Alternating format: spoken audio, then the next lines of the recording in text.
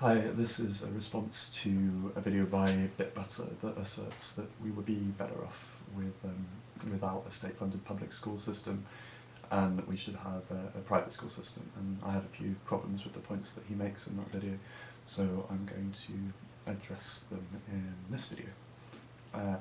He splits it into 5 points, so I will answer those 5 points. I encourage you to look at his video first so you know a bit more what I'm talking about. Okay. His first point says that families would get to keep the part of their earnings that they currently pay in taxes for education, so they could spend it on private education. Well, what if these parents haven't earned anything yet? Should children not be allowed an education until their parents start earning? Or what if their parents lose their job? Should the child be forced to leave their education or go for a lower quality education that doesn't cost as much? What if the parents split up, or one of them dies, or they get divorced? That's the same as split up. But anyway, there's all sorts of different circumstances that could change a child's ability to access education if they had to pay for it. Say we had an average wage of £30,000 and there were no taxes for anything. You earn £30,000, and if we could, even if we could slash the cost of education at state school level, say current normal state school level, to £5,000, what parent could afford to spend 16% of their income for every child that they had? So would that not mean that parents would be pressured to cohabit, so they pooled their resources and not to have more than one child, because they'd have to spend twice, 3 times as much on education? Would that not mean that a class divide would perpetuate and deepen because parents decided not to fund their child's continuation to college and university, meaning that they didn't get a higher level of education, which would reduce their earning power in the future? So, okay. Point 2, Bitbutter says that the disappearance of state schools would encourage the proliferation of private schools, giving parents choice. Okay, well, what about those living in remote areas? Why would private institutions choose to open in areas where they have no real chance of making back the start-up costs of the school because of low pupil numbers? Parents do already have a choice in educational centres, but they base their choice on results and inspections, not the cost.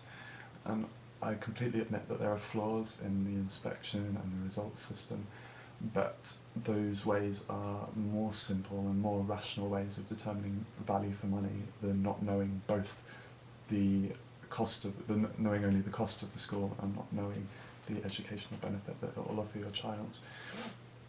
Schools would indeed try to undercut prices and outperform others, and though that might lead to some savings, the schools would soon discover that you cannot improve one without undermining the other. So this leads to point 3, where Bitbutter says, in the absence of public schools, private schools would offer a range of different educational standards for different costs. So this is probably the bit I have the most problem with, because it is probably true, but would this not mean that schools would start charging what they thought they could get away with for a child's education, rather than the state giving them the actual cost of that education?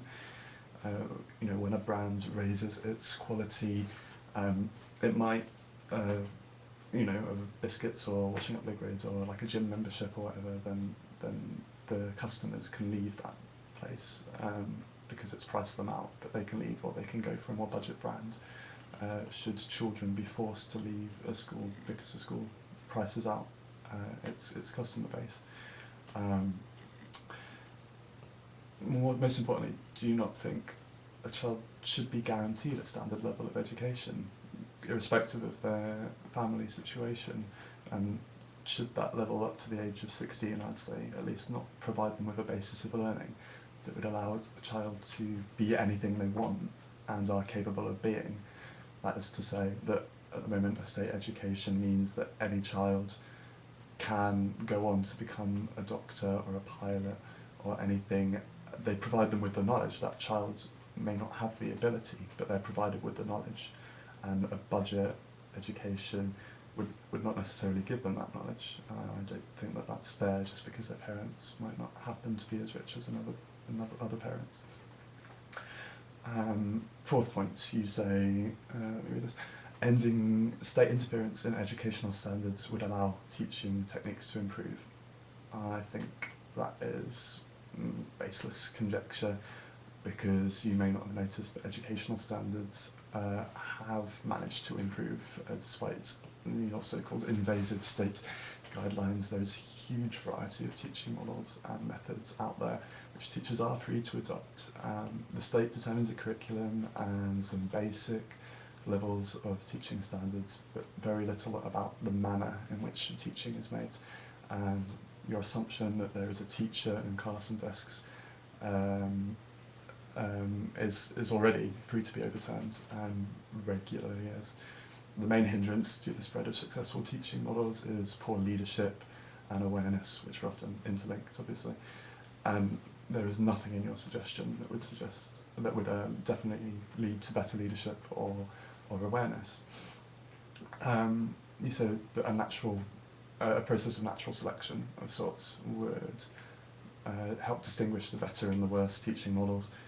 How long is this process supposed to take? I mean, the benefits of education far outlast the educational process itself. So schools that appear to fail in the short term might close despite having long-lasting positive effects, whereas schools that appear to succeed superficially may thrive despite this knowledge not lasting into adulthood. And there's no easy way to track this. The curriculum and educational standards in this country, that is to say, the most basic curriculum and the most basic standards to which every child is entitled, are a slowly evolved and carefully considered thing. They're not arbitrary. Alright, your fifth point, you say public institutions are inherently liable to wastefulness and bureaucracy, and so making them private would slash the costs. And I think that's, quite fair enough. I can't really argue with that, but it's hard to say the amount of the cost would be slashed by.